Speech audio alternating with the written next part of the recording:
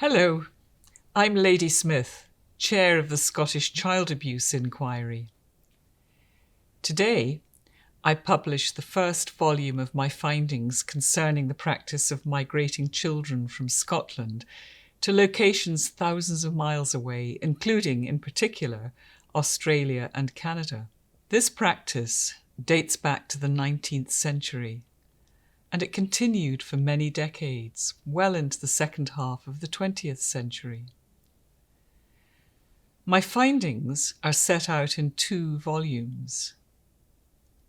Volume 1 covers in detail the histories of former child migrants who provided evidence to the inquiry about their experiences in care, both in Scotland before migration and at their destination as child migrants, and also about the experiences of other child migrants.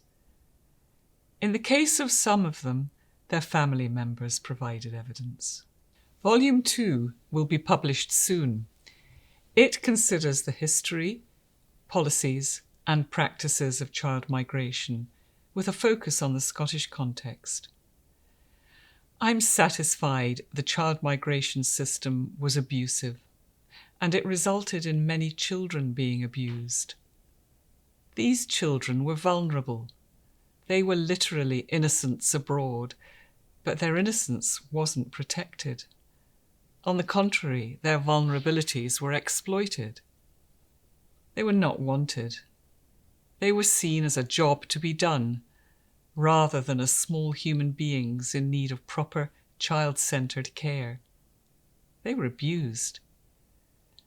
Abuse began at the outset, unacceptable practices being inherent in the systems and procedures applied at the stages of selecting children and making arrangements for their migration. The child migration system was itself abusive. It continued in the receiving countries and institutions where children were abused. They were exposed to harsh and neglectful conditions, used as slave labour, and were physically, emotionally, and sexually abused by individuals who owed them a duty of care. Although decades have passed since the last shipload of child migrants left our shores, although apologies have been made, families reunited, and public inquiries conducted in other jurisdictions to examine what happened to their children, it's important to listen to and understand what happens to all child migrants, including those from Scotland. Child migrants' destinations were described to them in a way that painted pictures of migration being akin to being transported to a promised land, but that was a myth. What they were in fact faced with on arrival at their destinations was the demolition of their pre-existing selves. Nothing belonged to them anymore, not even the little suitcases and clothing they'd been given to have in their new lives.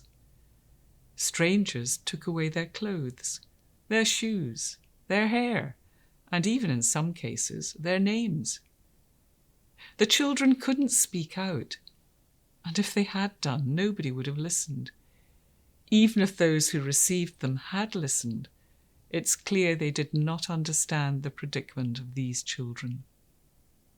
They failed to look through the eyes of the children or to listen through their ears. I've made detailed findings about the abuse suffered by child migrants. They include these. For many years, children were banished from the UK as child migrants. They have borne the scars during adulthood, and those still alive continue to do so. Child migrants were lied to before they left and lied to after they arrived. Children were told they were orphans, when in fact they had parents back in the UK. Approximately 100,000 children were migrated over a century from the 1860s onward. It's not possible to say how many of them originated in Scotland, but probably about 8,088 children had been sent from Scotland to Canada by the 1920s, and many were sent after that. Several hundred children were sent to Australia from Scotland over significant periods, both pre- and post-Second World War. Failures at home and failures abroad exposed child migrants to a real risk of suffering a wide range of abuses in receiving homes and institutions, including abuse perpetrated by religious brothers and by nuns. Children were, in effect, treated as commodities. Many child migrants were abused at the institutions in which they were placed, as were other children. Some were abused from the moment of arrival. They were used as slave labour in dangerous working conditions.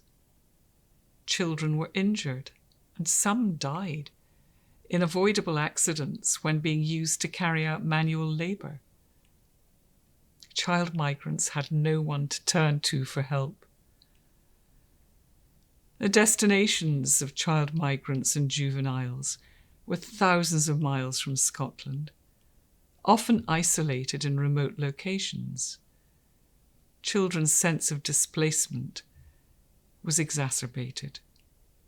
And these were in cases where they were depersonalised on arrival by, for example, their already limited possessions being taken away from them and never saw them again, by their hair being shaved off, by their names being changed, and by all links with family and homeland being severed. Some parents who managed to follow their children abroad were not allowed to remove their children from institutional care. While some children settled in the country to which they were migrated and established successful adult lives, even they remain scarred. Memories of abuse continue to haunt them, and childhood severance from their roots in Scotland still hurts. The migration of children from the UK is now rightly regarded as a shameful chapter in our history. During the inquiry's evidential hearings, I heard details of many aspects of the experiences of child migrants that were shocking, chilling, and distressing.